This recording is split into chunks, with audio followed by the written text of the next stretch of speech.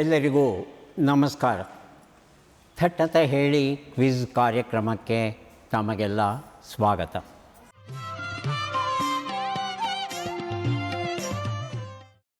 ಕರ್ನಾಟಕದಲ್ಲಿ ಕನ್ನಡ ಶಾಲೆಗಳನ್ನು ನಾವು ಮುಚ್ತಾ ಇದ್ದೇವೆ. ಹೀಗಾದರೆ ಮುಂದಿನ ತಲೆಮಾರಿಗೆ ಕನ್ನಡ ಭಾಷೆ ದಕ್ಕುತ್ತಾ ಇಲ್ಲವಾ ಅನ್ನೋ ಪ್ರಶ್ನೆ ಕೆಲವರನ್ನಾದರೂ ಕಾಡೋದು ಉಂಟು. ಆದರೆ ಒಂದು ಸಮಾಧಾನದ ವಿಷಯ ಅಂತ ಹೇಳಿದ್ರೆ, ಕರ್ನಾಟಕದ ಹೊರಗೆ, ಭಾರತದ ಹೊರಗೆ ಇರುವಂಥ ಕನ್ನಡಿಗರು ಯಾರಿದ್ದಾರೆ, ಅವರು ತಮ್ಮ ಮಕ್ಕಳಿಗೆ ಕನ್ನಡವನ್ನು ಬಹಳ ಮುತುವರ್ಜಿಯಿಂದ ಕಲಿಸ್ತಾ ಇದ್ದಾರೆ. ಕನ್ನಡ ಶಾಲೆಗಳನ್ನು ನಡೆಸ್ತಾ ಇದ್ದಾರೆ. ಹಾಗೆ ಕನ್ನಡ ಶಾಲೆಗಳನ್ನು ನಡೆಸ್ತಾ ಇರುವ ದೇಶಗಳಲ್ಲಿ ದುಬೈ ಬಹಳ ಮುಖ್ಯವಾದದ್ದು. ಮಧ್ಯಪ್ರಾಚ್ಯದ ವಿವಿಧ ದೇಶಗಳಲ್ಲಿ ಇರುವಂಥ ಕನ್ನಡಿಗರು ತಮ್ಮ ಮಕ್ಕಳಿಗೆ ಕನ್ನಡ ಪಾಠವನ್ನು ಅಂತರ್ಜಾಲದ ಮೂಲಕ 2014ರಿಂದ ಹಿಡಿದು ಇವತ್ತಿನವರೆಗೂ ನಡೆಸ್ಕೊಂಡು ಬರ್ತಿದ್ದಾರೆ. ಬಹಳ ಒಳ್ಳೆಯ ಕೆಲಸವನ್ನು ಮಾಡ್ತಾ ಇರುವ ಇವರನ್ನು ಗುರುತಿಸಿ ನಮ್ಮ ಪ್ರಧಾನಿಗಳು ಸಹ ತುಂಬ ಒಳ್ಳೆಯ ಕೆಲಸ ಮಾಡ್ತಿದ್ದೀರಿ, ಮುಂದುವರಿಸಿ ಅಂತ ಶ್ಲಾಘಿಸಿದ್ದಾರೆ. एक और उदाहरण जो हमें देश से बाहर ले जाता है, ये जगह है दुबई. वहां रहने वाले कन्नड़ा परिवारों ने खुद से एक जरूरी सवाल पूछा. हमारे बच्चे टेक वर्ल्ड में आगे तो बढ़ रहे हैं, लेकिन कहीं वो अपनी भाषा से दूर तो नहीं हो रहे हैं. यहीं से जन्म हुआ कन्नड़ा पाठशाले का एक ऐसा प्रयास जहां बच्चों को कन्नड़ा पढ़ना, सीखना, लिखना और बोलना सिखाया जाता है.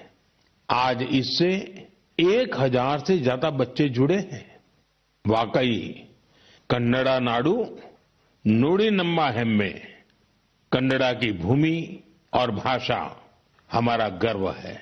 ಆ ಕನ್ನಡಿಗರ ಮಕ್ಕಳು, ತಂದೆ ತಾಯಿ, ಅಜ್ಜ ಅಜ್ಜಿ ಎಲ್ಲರೂ ಸಹ ಬೇಸಿಗೆಯ ರಜಾ ಅಂತ ಬೆಂಗಳೂರಿಗೆ ಬಂದಿದ್ದಾರೆ. ನಮ್ಮ ಸ್ಟುಡಿಯೋಕ್ಕೆ ಆಗಮಿಸಿರುವ ಕೆಲವು ಪಾಲಕರ ಜೊತೆ ಇವತ್ತು ಕ್ವಿಝನ್ನು ಮಾಡ್ತಾ ಇದ್ದೇವೆ. ಮೊದಲಿಗೆ ಅವರ ಪರಿಚಯವನ್ನು ಮಾಡ್ಕೊಂಡು ಬಿಡೋಣ. ಮೊದಲ ಸ್ಪರ್ಧಿ. ನಮಸ್ಕಾರ, ನನ್ನ ಹೆಸರು ತನುಜಾ ಅಂತ. ನಾನು ದೊಡ್ಡಬಳ್ಳಾಪುರದಿಂದ ಬಂದಿದ್ದೀನಿ. ನನ್ನ ಮೊಮ್ಮಗಳು ವಿಭಾ ಅಬುದಾಬಿ ಒಳಗಿರೋದು. ಅವಳು ಕನ್ನಡ ಪಾಠಶಾಲೆಯೊಳಗೆ ಆನ್ಲೈನ್ ಕ್ಲಾಸುಗಳು ತಗೊಳ್ತಿದ್ದಾಳೆ. ಅದರ ಮೂಲಕ ನಾವು ಈ ತಟ್ಟಂತ ಹೇಳಿ ಕಾರ್ಯಕ್ರಮಕ್ಕೆ ಬಂದಿದ್ದೀನಿ. ತನುಜಾ ಅವರಿಗೆ ಸ್ವಾಗತವನ್ನು ಕೋರ್ತಾ ಇದ್ದೇವೆ. ಮುಂದಿನ ಸ್ಪರ್ಧಿ. ನಮಸ್ಕಾರ, ನಾವು ಇಲ್ಲಿ ದಾವಣಗೆರೆ ಬೆಂಗಳೂರಿನವರೇ. ನನ್ನ ಹವ್ಯಾಸ ತಟ್ಟಂತ ಹೇಳಿ ಕಾರ್ಯಕ್ರಮವನ್ನು ತಪ್ಪದೆ ನೋಡೋದು ಮತ್ತು ವಚನಗಳನ್ನು ಹಾಡೋದು, ಪದಬಂಧ ಮಾಡೋದು ಭಾಳ ಇಷ್ಟ ನನ್ನ ಹವ್ಯಾಸಗಳು. ಸ್ವರ್ಣಲತಾ ಅವರಿಗೆ ಸ್ವಾಗತವನ್ನು ಕೋರ್ತಾ ಇದ್ದೇವೆ. ನಮ್ಮ ಮೂರನೆಯ ಸ್ಪರ್ಧಿ. ನನ್ನ ಹೆಸರು ದಾಕ್ಷಾಯಿಣಿ. ನಾನು ಬೆಂಗಳೂರಿಂದನೇ ಬಂದಿರೋದು. ನನ್ನ ಹವ್ಯಾಸಗಳು ದಿನಪತ್ರಿಕೆ ಓದುವುದು, ಪದಬಂಧ ಬಿಡಿಸೋದು, ತಟ್ಟಂತೇಳಿ ಕಾರ್ಯಕ್ರಮ ನೋಡುವುದು. ನನ್ನ ಮೊಮ್ಮಕ್ಕಳನ್ನು ದುಬೈನಿಂದ ಕನ್ನಡ ಪಾಠಶಾಲೆಯಲ್ಲಿ ಓದಿದ್ದರು. ತುಂಬ ಸಂತೋಷ ದಾಕ್ಷಾಯಿಣಿ ಅವರೇ. ಕಾರ್ಯಕ್ರಮಕ್ಕೆ ಸ್ವಾಗತವನ್ನು ಕೋರ್ತಾ ಇದ್ದೇವೆ ತಮಗೆ.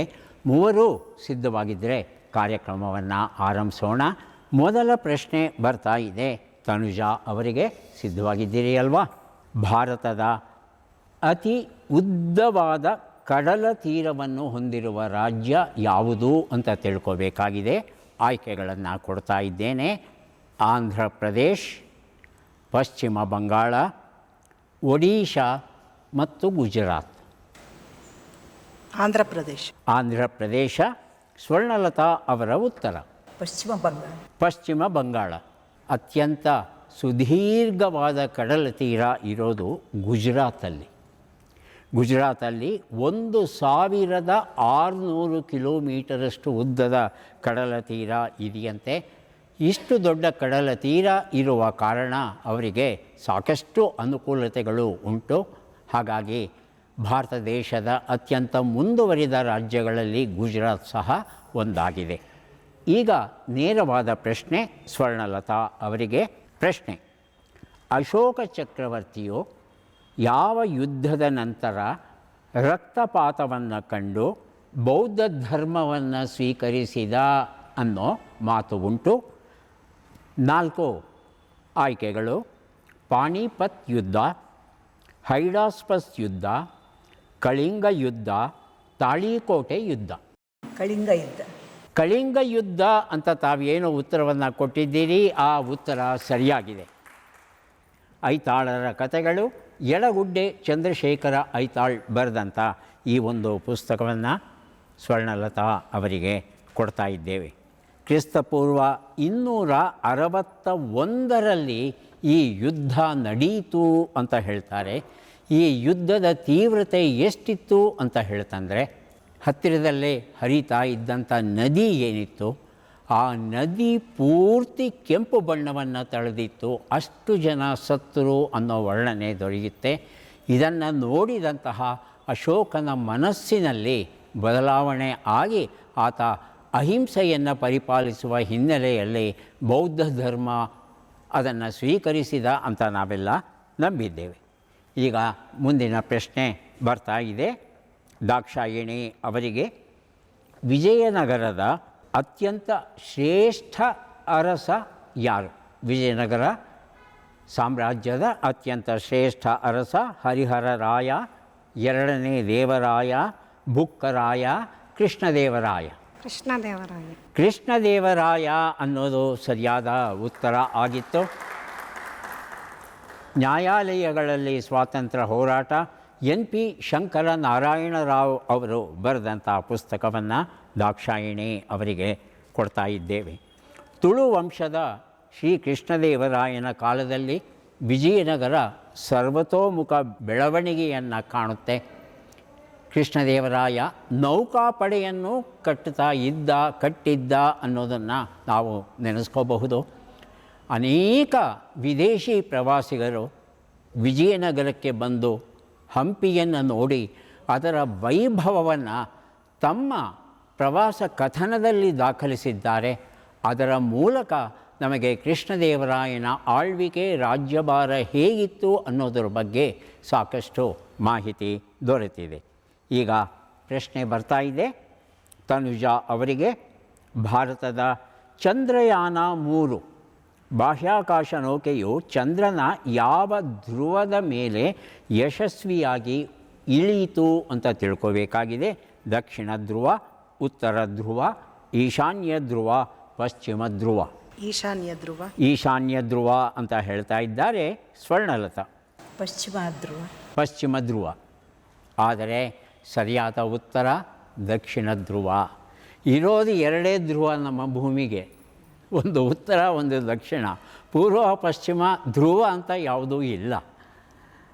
ದಕ್ಷಿಣ ಧ್ರುವದಲ್ಲಿ ನಮ್ಮ ಭಾರತದ ಚಂದ್ರಯಾನದ ನೌಕೆ ಏನು ಇಳೀತು, ಅದು ಚಂದ್ರನ ಮೈ ಮೇಲೆ ನೀರು ಇದೆ ಅನ್ನೋ ಅಂಶವನ್ನು ಮೊದಲ ಬಾರಿಗೆ ಇಡೀ ಜಗತ್ತಿಗೆ ತಿಳಿಸಿತು.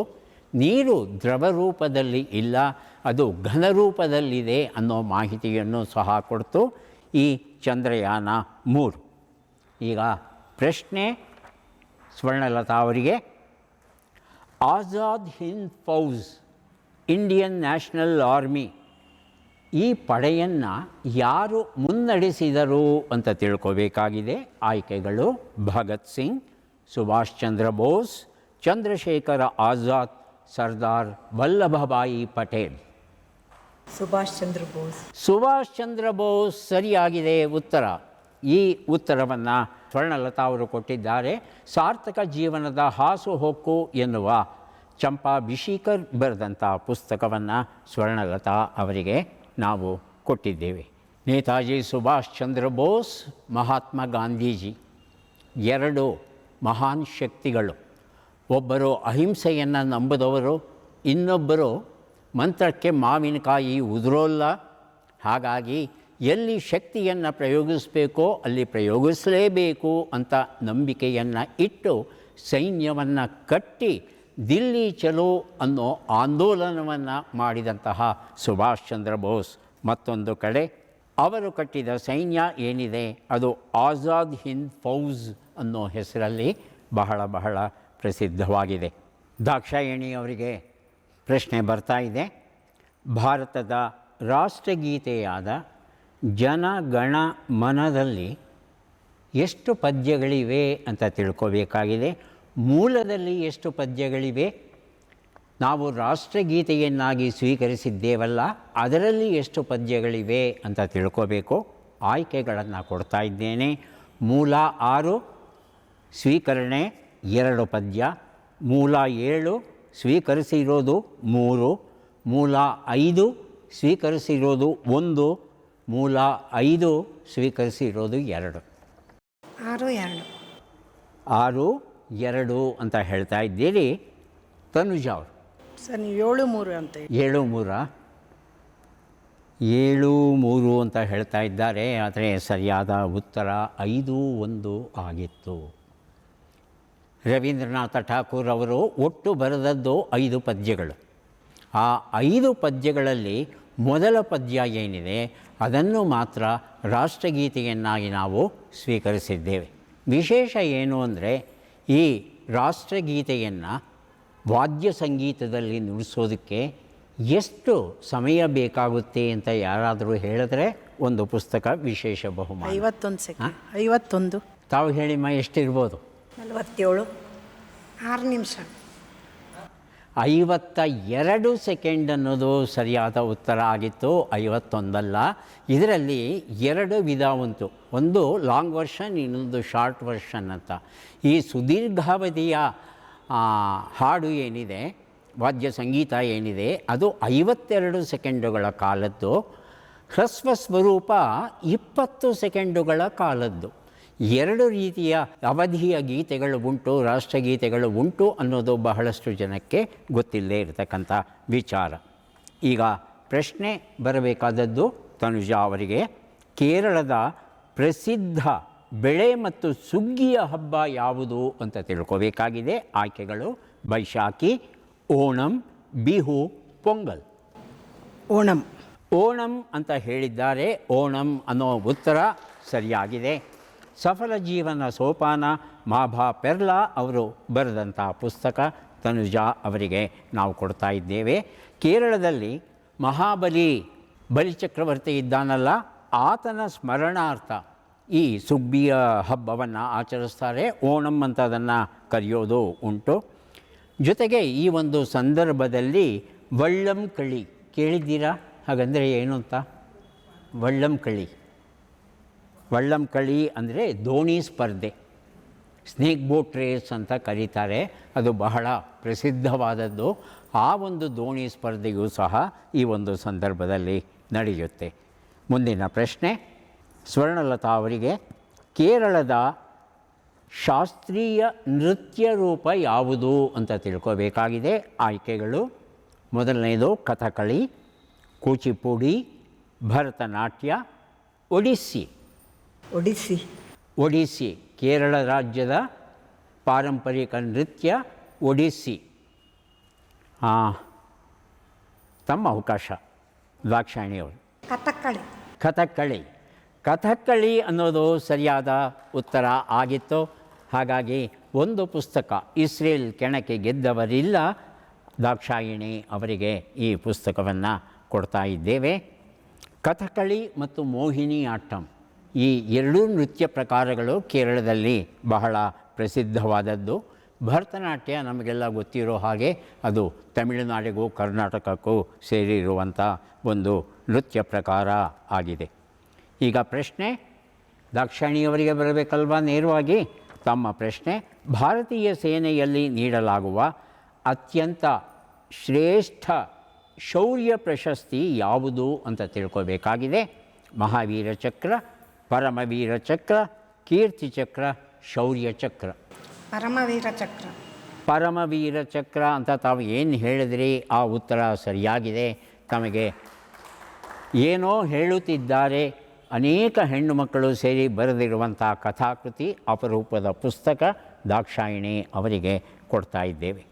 ಯುದ್ಧ ಭೂಮಿಯಲ್ಲಿ ಅಸಾಧಾರಣ ಶೌರ್ಯವನ್ನು ತೋರಿ ಸಾಹಸವನ್ನು ಮೆರೆದಂಥ ಸೈನಿಕರಿಗೆ ಪರಮವೀರ ಚಕ್ರ ಪ್ರಶಸ್ತಿಯನ್ನು ಇದುವರೆಗೂ ಕೊಟ್ಕೊಂಡು ಬಂದಿದ್ದೇವೆ. ನಾವು ಮುಂದೆಯೂ ಸಹ ಕೊಡ್ತೇವೆ, ಕೊಡುವ ಸಂದರ್ಭಗಳು ಬರಬಹುದು. ಇದುವರೆಗೂ 21 ಯೋಧರಿಗೆ ಈ ಒಂದು ಪ್ರಶಸ್ತಿ ದೊರೆತಿದೆ ಅನ್ನೋದನ್ನು ನಾವಿಲ್ಲಿ ಸ್ಮರಿಸ್ಕೋಬೇಕು, ಅವರನ್ನು ಸದಾ ಕಾಲಕ್ಕೂ ನೆನೆಸಿಕೊಳ್ಳಬೇಕು. ಈಗ ಪ್ರಶ್ನೆ ಬರಬೇಕಾದದ್ದು ಮೇಡಮ್ ತನುಜಾ ಅವರಿಗೆ, ಭಾರತದಲ್ಲಿ ದೂರದರ್ಶನ ವರ್ಣರಂಜಿತ ಪ್ರಸಾರ ಅಧಿಕೃತವಾಗಿ ಯಾವ ವರ್ಷದಿಂದ ಆರಂಭವಾಯಿತು ಅಂತ ತಿಳ್ಕೋಬೇಕು. 1975, 1991,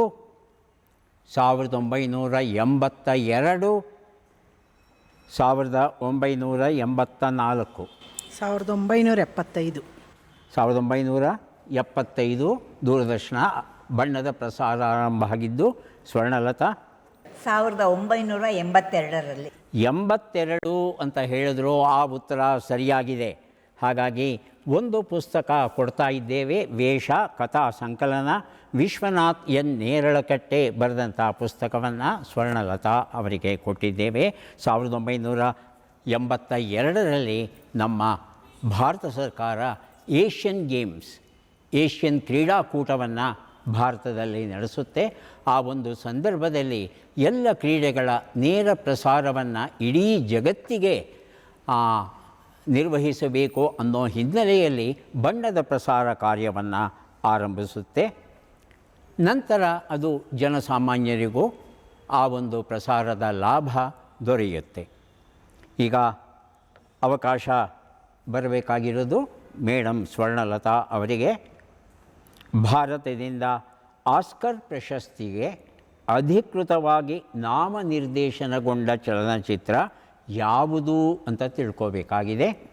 4 ಆಯ್ಕೆಗಳು: Mother India, Devdas, Sholay, Salaam Bombay. Mother India. Mother India ಅನ್ನೋದು ಸರಿಯಾದ ಉತ್ತರ.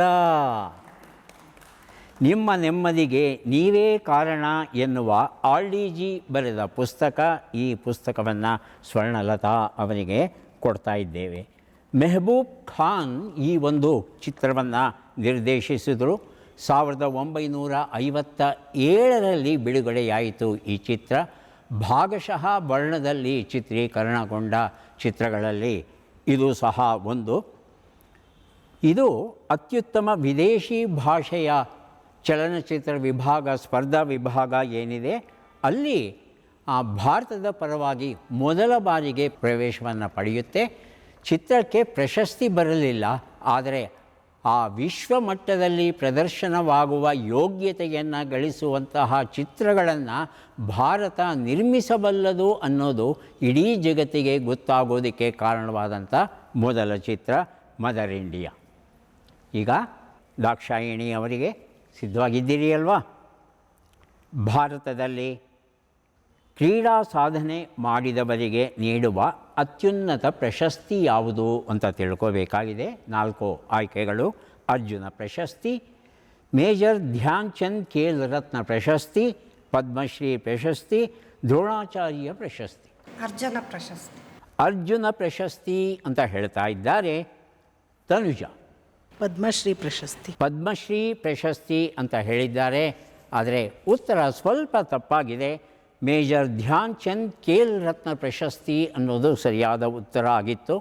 ಹಿಂದೆ ಈ ಪ್ರಶಸ್ತಿಗೆ ಬೇರೆ ಹೆಸರಿತ್ತು, ರಾಜೀವ್ ಗಾಂಧಿ ಖೇಲ್ ರತ್ನ ಪ್ರಶಸ್ತಿ ಅಂತ ಕರೀತಾ ಇದ್ದರು. ಈಗ ಇದನ್ನು ಮೇಜರ್ ಧ್ಯಾನ್ ಚಂದ್ ಅವರ ಹೆಸರಲ್ಲಿ ಮರುನಾಮಕರಣ ಮಾಡಿದ್ದಾರೆ. ಇದು ಕ್ರೀಡಾ ಕ್ಷೇತ್ರದಲ್ಲಿ ಅತ್ಯುನ್ನತ ಸಾಧನೆಯನ್ನು ಮಾಡಿದಂಥ ಒಬ್ಬ ಕ್ರೀಡಾಪಟುವಿಗೆ ನೀಡುವ ನಮ್ಮ ಭಾರತೀಯ ಪ್ರಶಸ್ತಿ ಆಗಿದೆ. ಮುಂದಿನ ಪ್ರಶ್ನೆ ತನುಜಾ ಅವರಿಗೆ ಬರ್ತಾ ಇದೆ. ಲಕ್ಷದ್ವೀಪಗಳು ಎಲ್ಲಿವೆ? ಆಯ್ಕೆಗಳನ್ನು ಕೊಡ್ತಾ ಇದ್ದೇನೆ. ಬಂಗಾಳ ಕೊಲ್ಲಿ, ಹಿಂದೂ ಮಹಾಸಾಗರ, ಮನ್ನಾರ್ ಕೊಲ್ಲಿ, ಅರೇಬಿಯನ್ ಸಮುದ್ರ. ಅರೇಬಿಯನ್ ಸಮುದ್ರ. ಅರೇಬಿಯನ್ ಸಮುದ್ರ ಅನ್ನೋದು ಸರಿಯಾದ ಉತ್ತರ ಆಗಿತ್ತು. ಆವಿಷ್ಕಾರದ ಅವಾಂತರ ಎನ್ನುವ ಯಮುನಾ ಮೂರ್ತಿ ಅವರು ಬರೆದಂಥ ಪುಸ್ತಕ. ತನುಜಾ ಅವರಿಗೆ ಈ ಪುಸ್ತಕಗಳನ್ನು ಕೊಟ್ಟಿದ್ದೇವೆ. ವಾಸ್ತವದಲ್ಲಿ ಅಲ್ಲಿ ಲಕ್ಷದ್ವೀಪಗಳು ಇಲ್ಲ, ದ್ವೀಪಗಳು ಬಹಳ ಕಡಿಮೆ ಇರೋದು ಅಲ್ಲಿ. ಆದರೆ ಅವೆಲ್ಲ ನಿಜವಾದ ದ್ವೀಪಗಳು ಅಲ್ಲ, ಹವಳದ ದ್ವೀಪಗಳು ಅವು. ಈ ಒಟ್ಟಿಗೆ ಇರ್ತಕ್ಕಂಥ ಈ ದ್ವೀಪಗಳಲ್ಲಿ ಜನವಸತಿ ಎಲ್ಲದರಲ್ಲೂ ಇಲ್ಲ, ಕೆಲವು ದ್ವೀಪಗಳಲ್ಲಿ ಮಾತ್ರ ಜನವಸತಿ ಉಂಟು. ಈಗ ಮುಂದಿನ ಪ್ರಶ್ನೆ ಸ್ವರ್ಣಲತಾ ಅವರಿಗೆ ಕೇಳ್ತಾ ಇದ್ದೇವೆ. ಭಾರತದ ಕೊನೆಯ ಬ್ರಿಟಿಷ್ ಗವರ್ನರ್ ಜನರಲ್ ಯಾರು ಅಂತ ತಿಳ್ಕೋಬೇಕಾಗಿದೆ. Lord Curzon, Lord Warren Hasting, Lord Mountbatten, C Rajagopalachari. C Rajagopalachari. ತಮ್ಮ ಉತ್ತರ Dakshayani. Lord Mountbatten. Lord Mountbatten ಅಂತ ತಾವು ಹೇಳಿದಂಥ ಉತ್ತರ ಸರಿಯಾಗಿದೆ.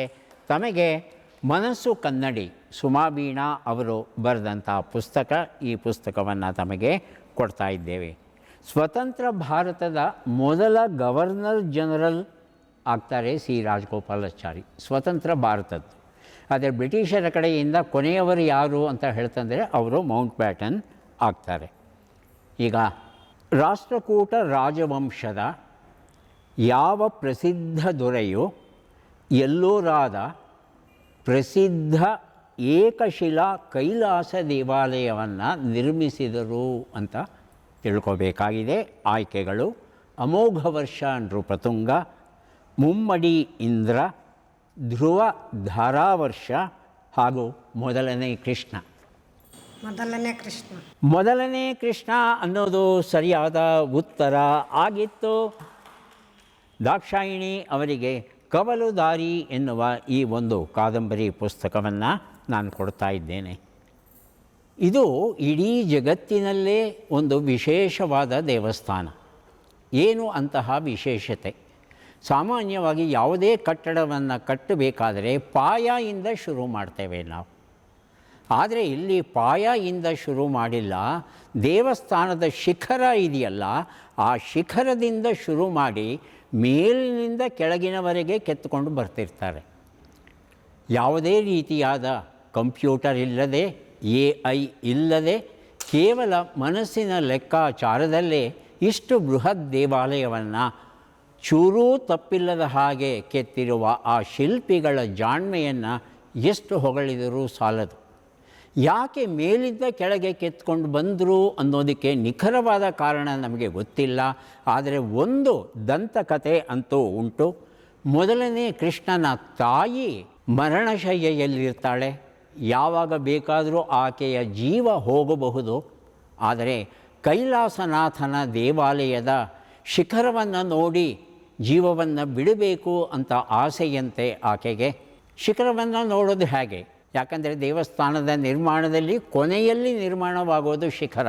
ಮೊದಲು ಶಿಖರವನ್ನೇ ಕೆತ್ತು ಬಿಡ್ತಾನೆ. ಆ ಶಿಖರವನ್ನು ನೋಡಿ, ಯಾಕಂದರೆ ಶಿಖರವನ್ನು ನಾವು ದೈವಿಕ ರೂಪ, ದೇವರ ಪ್ರತಿರೂಪ ಅಂತ ಭಾವಿಸೋ ಕಾರಣ ಇವತ್ತಿಗೂ ವಾಹನದಲ್ಲಿ ಎಲ್ಲಾದರೂ ಹೋಗುವಾಗ ಯಾವುದಾದ್ರೂ ದೇವಸ್ಥಾನದ ಶಿಖರ ಕಂಡರೆ ನಮ್ಮ ವಾಹನದಿಂದಲೇ ಅಲ್ಲಿಗೆ ನಮಸ್ಕಾರ ಮಾಡೋದುಂಟು. ಹಾಗಾಗಿ ಶಿಖರವನ್ನು ನೋಡಿದರೆ ದೇವರನ್ನು ನೋಡಿದ ಭಾವ ಅನ್ನೋ ಹಿನ್ನೆಲೆಯಲ್ಲಿ ಕೃಷ್ಣನ ತಾಯಿ ನೋಡಿ ಜೀವವನ್ನು ಬಿಟ್ಟಳು ಅಂತ ಒಂದು ದಂತಕಥೆ ಅಷ್ಟೇ. ವಾಸ್ತವವ ಅಂತ ಕೇಳಿದ್ರೆ ಯಾವುದೇ ಪುರಾವೆಯಂತೂ ನಮಗೆ ಸಿಗ್ತಾ ಇಲ್ಲ. ಪ್ರಶ್ನೆಗಳನ್ನು ಕೇಳೋ ಹುಮ್ಮಸ್ಸು ಇದೆ, ಭಾಗವಹಿಸೋ ಹುಮ್ಮಸ್ಸು ನಮ್ಮ ಸ್ಪರ್ಧಿಗಳಿದೆ. ಆದರೆ ಸಮಯ ಹೇಳ್ತಾ ಇದೆ ಬೇಗ ಮುಗಿಸು ಅಂತ. ಆದರೆ ಪುಸ್ತಕಗಳನ್ನು ಕೊಡುವ ಶುಭ ಕೆಲಸ ನನ್ನ ಪಾಲಿಗೆ ಇದೆ. ದಯವಿಟ್ಟು ಪುಸ್ತಕಗಳನ್ನು ಸ್ವೀಕರಿಸಬೇಕು. ತನುಜಾ ಅವರಿಗೆ 2 ಪುಸ್ತಕಗಳನ್ನು ಕೊಡ್ತಾ ಇದ್ದೇವೆ, ದಯವಿಟ್ಟು ಸ್ವೀಕರಿಸಿ. ಅಭಿನಂದನೆಗಳು. ಸ್ವರ್ಣಲತಾ ಅವರಿಗೆ 4 ಪುಸ್ತಕಗಳು ದೊರೀತಾ ಇವೆ, ದಯವಿಟ್ಟು ಪುಸ್ತಕಗಳನ್ನು ಸ್ವೀಕರಿಸಿ. ಧನ್ಯವಾದಗಳು. ದಾಕ್ಷಾಯಿಣಿ ಅವರಿಗೆ 3, 2, 5 ಪುಸ್ತಕಗಳು ದೊರೆತಿವೆ, ಸ್ವೀಕರಿಸಿ. ಅಭಿನಂದನೆಗಳು. ಇದುವರೆಗೂ ತಾವು ಮಧ್ಯಪ್ರಾಚ್ಯದ ಕನ್ನಡಿಗರಿಗಾಗಿ ಮಾಡಿದ ವಿಶೇಷ ತಟ್ ಅಂತ ಹೇಳಿ ಕಾರ್ಯಕ್ರಮ ನೋಡ್ತಾ ಇದ್ರಿ. ಮತ್ತೆ ಭೇಟಿಯಾಗೋಣ. ನಮಸ್ಕಾರ.